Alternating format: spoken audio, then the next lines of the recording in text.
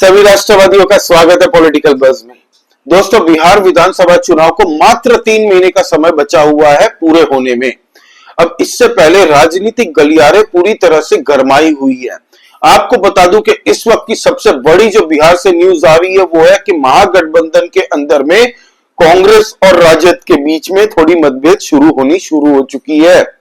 कांग्रेस ने अब ऐसा दांव चला है दोस्तों, जिससे राजद के पेट में दर्द तो होगा ही होगा। बाकी इनके जितने भी अलायंस है महागठबंधन के, वो भी सोच विचार करने पे मजबूर हो चुके हैं। कांग्रेस आने वाले 10 तारीख से लेके 26 तारीख तक राहुल गांधी को पदयात्रा के माध्यम से बिहार के अंदर में लॉन्च करने जा रही है और कहा जा रहा है कि राहुल गांधी अपनी इस पदयात्रा में 18 अलग अलग जिलों में पदयात्रा करेंगे और 3 चरणों में ये पदयात्रा किया जाएगा। अब इससे दोस्तों सबसे पहला जो इनका एजेंडा है वो है मुस्लिम तुष्टीकरण। मुस्लिम वोट किसी और पार्टी को ना मिले, इसीलिए कांग्रेस पूरी ताकत झोंक रही है इस बार मुस्लिम वोटों को रुझाने के लिए और उनको मनाने के लिए कि आप लोग रीजनल पार्टी को छोड़िए, आप लोग कांग्रेस पार्टी को वोट दीजिए, ताकि कांग्रेस पार्टी ही एकमात्र ऐसी पार्टी है कि बीजेपी को जो टक्कर दे सकती है नेशनल लेवल पे। यही कहते हैं इनके विधायक भी, इनके सांसद भी। अभी हाल ही में इनके जो नए प्रभारी हैं दोस्तों, राजेश राम जी, उन्होंने मुलाकात की इमारत-ए-शरिया नाम की एक संस्था के साथ। वही इमारत-ए-शरिया जिसने अभी हाल ही में पटना के गांधी मैदान में वक्फ बिल के खिलाफ में और बिहार के अंदर में जो ये एसआईआर की प्रक्रिया हो रही है उसको लेके जो अभी गांधी मैदान के अंदर में एक बहुत बड़ी जनसभा की थी, वही इमारत-ए-शरिया के साथ में कांग्रेस की अभी मुलाकात होती है। कांग्रेस के एक बहुत बड़े सांसद है दोस्तों, इमरान प्रतापगढ़ी जी, वो भी अभी मुसलमानों को लुभाने की पूरी कोशिश कर रहे हैं। सब बिहार में अभी मेहनत कर रहे हैं कि किसी भी हाल में हमें मुस्लिम वोट बैंक मिल जाए। अब इससे राजद को थोड़ी तकलीफ हो रही है, क्योंकि राजद की हमेशा से राजनीति रही है MY समीकरण, मुस्लिम और यादव वोट बैंक के समीकरण से ही वो सत्ता में आने की कोशिश करती है और यही 2 मेजर वोट बैंक के चंक के आधार पे वो चुनाव लड़ती है। लेकिन अब कांग्रेस पार्टी अगर मुसलमानों को अपने पाले में लेना चाहती है तो राजद को दर्द होगा, क्योंकि एक टाइम हुआ करता था जब कांग्रेस की तूती हुआ करती थी बिहार के अंदर में। वो तो लालू यादव ने कांग्रेस का सुपड़ा साफ कर दिया जब वो जंगल राज के टार्जन बने। और आज की डेट में कांग्रेस की ये स्थिति है कि पिछले विधानसभा चुनाव में 9% का वोट बैंक मिला था दोस्तों, वोट शेयर मिला था कांग्रेस को। अब पिछली जो मुलाकात हुई थी तेजस्वी यादव के साथ में दिल्ली के अंदर में राहुल गांधी और मल्लिकार्जुन खड़गे के साथ, सीट शेयरिंग को लेके इनके बीच में काफी चर्चाएं हुई, लेकिन बात ठीक से बनी नहीं, क्योंकि कांग्रेस पार्टी का यह कहना है कि पिछली बार हम 70 सीटों पे चुनाव लड़े थे, 19 सीटों पे सिर्फ जीत के आए थे। वो जो बाकी की सीटें हम हारे थे वो सिर्फ और सिर्फ राजद की वजह से, क्योंकि राजद ने हमें वो 70 सीटें दी जहां से चुनाव कोई भी नहीं जीत सकता। तो ये आरोप कांग्रेस लगा रही है और राजद का आरोप यह है कि पिछली बार तुम साले 70 सीट पे चुनाव लड़े थे, सिर्फ 19 सीटों पे जीत के आए हो। अगर तुम 30 सीटें 35 सीटों पे जीत के आते तो हो सकती है कि महागठबंधन की सरकार पिछली बार ही बिहार के अंदर में आ जाती। तो एक दूसरे को ये ब्लेम कर रहे थे। फिर अब जब सीट शेयरिंग को लेके बात आई तो राजद कहती है कि हम 50 से 55 सीट मैक्सिमम कांग्रेस को देंगे। कांग्रेस कह रही है पहले तो हम 100 से कम सीट में मानने वाले नहीं थे, अब हम 70 सीट से नीचे तो जाएंगे नहीं, और उसमें भी वो 70 सीटें होंगी जो हम जिसमें चुनाव लड़ेंगे वो ही 70 सीटों पे हम चुनाव लड़ेंगे, उससे कम में हम मानने वाले नहीं है। अब आपको पता है दोस्तों, अब इन दोनों पार्टियों के बीच में कंपटीशन हो गया बिहार के अंदर में कि वक्फ बिल का कौन ज्यादा विरोध कर सकता है, कांग्रेस पार्टी या राजद। इन दोनों के बीच में प्रतिस्पर्धा हो चुकी है कि एसआईआर की जो प्रक्रिया बिहार के अंदर में संपन्न हुई उसके खिलाफ विरोध प्रदर्शन कौन ज्यादा कर सकता है, कांग्रेस पार्टी या राजद। अब सोचिए, राहुल गांधी 16 दिनों के लिए बिहार के अंदर में डेरा मार के बैठेंगे और पदयात्रा करेंगे 3 चरणों में 18 अलग अलग जिलों में, जिनमें दोस्तों सासाराम, मिथिलांचल, मगध, फिर सीमांचल, ये सब एरिया कवर होगा, जिसमें मुस्लिमों की आबादी अच्छी खासी है। इसीलिए कांग्रेस पार्टी अब फोकस कर रही है कि हम मुसलमानों को अगर लुभा सकते हैं और इस तरफ हम दलितों को लुभा सकते हैं तो एक बहुत बड़ा वोट बैंक का चंक हमारे साथ जुड़ जाएगा और हम महागठबंधन की टीम बी से टीम ए बन जाएंगे और महागठबंधन की ड्राइविंग सीट पे स्टीयरिंग राहुल गांधी और कांग्रेस के हाथ में ही होगा। ये ऑलरेडी पप्पू यादव भी कई बार कह चुके हैं अपने प्रेस कॉन्फ्रेंस में, अपने पॉडकास्ट में, कि राहुल गांधी और कांग्रेस के नेतृत्व में ही महागठबंधन बिहार के अंदर में चुनाव लड़ेगी। हालांकि पप्पू यादव की बातों को मैं सीरियसली नहीं लेता, मुझे नहीं लगता उनके घर वाले भी लेते होंगे, लेकिन ये कांग्रेस की एक मानसिकता है। जब से वो कर्नाटका, तेलंगाना और केरल के अंदर में यही फॉर्मूला लेके चली और 3 राज्यों में इनकी सरकारें हैं। केरल के अंदर में आने वाले टाइम में कहा जा रहा है कि कांग्रेस की ही सरकार बनेगी इस वक्त में जो परिस्थिति है।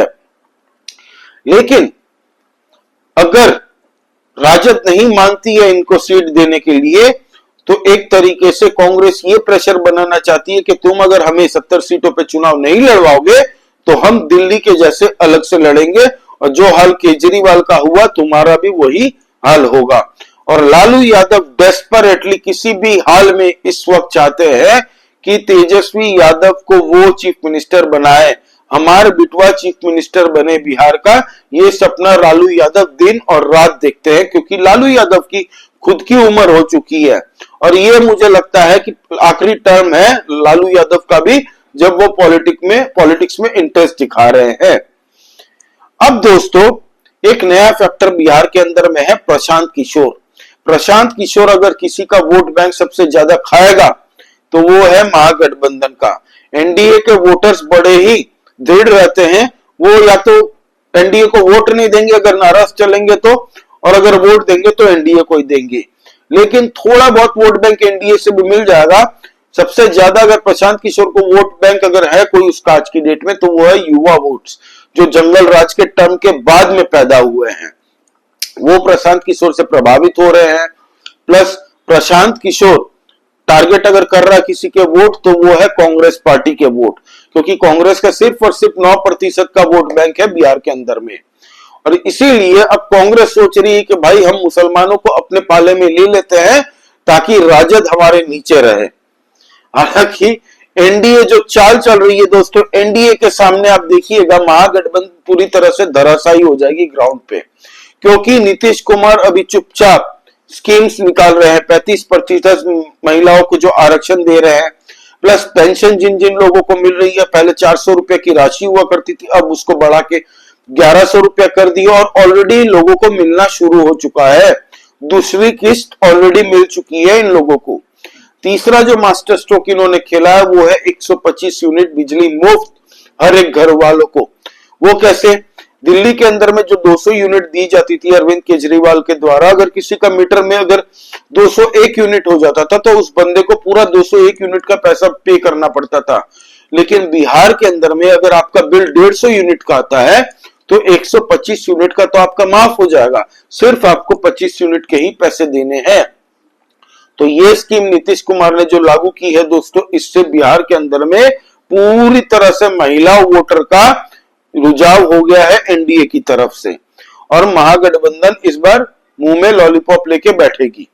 अब आपको बताता हूं कि कांग्रेस और राजद के बीच में ये जो सीट शेयरिंग का फॉर्मूला सेट नहीं हो रहा है, क्योंकि इनकी महागठबंधन के अंदर में जो दूसरी तीसरी पार्टियां हैं, जो वीआईपी पार्टी, उसने तो मुकेश सहनी ने बयान ऑलरेडी अनाउंस कर दिया, बयान देके स्टेज के ऊपर से कि हम 60 सीटों पे चुनाव लड़ेंगे और डेप्यूटी चीफ मिनिस्टर मैं बनूंगा। सोचिए, पिछली बार एनडीए से चुनाव लड़े थे भाई साहब 11 सीटों पे, सिर्फ 4 पे जीत के आए थे और अब कह रहे हैं कि हम 60 सीटों पे चुनाव लड़ेंगे।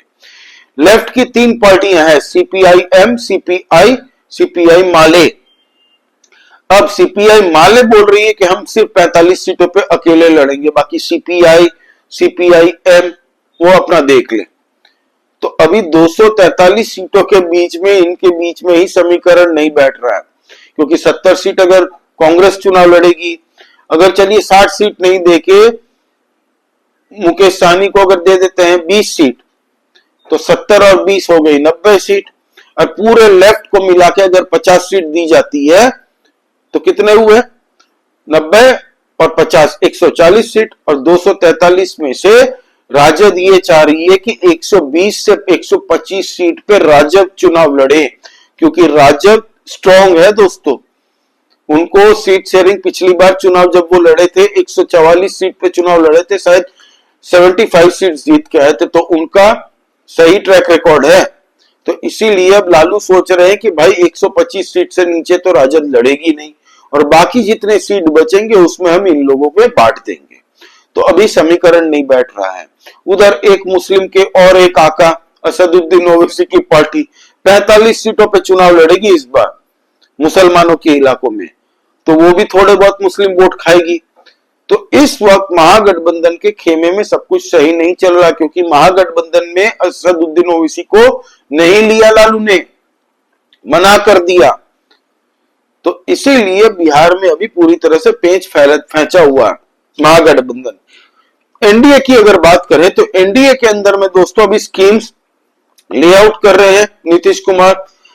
कहा जा रहा है कि इस अगस्त के महीने से ताबड़तोड़ तरीके से बीजेपी, जदयू, चिराग पासवान की पार्टी शुरू करेंगे अपना चुनावी कैंपेन, और आस्ते आस्ते ये कैंपेन जब पिकअप पकड़ना शुरू करेगा तो आप यकीन मानिए ना टीवी चैनल में ना सोशल मीडिया में ये महागठबंधन दिखेंगे।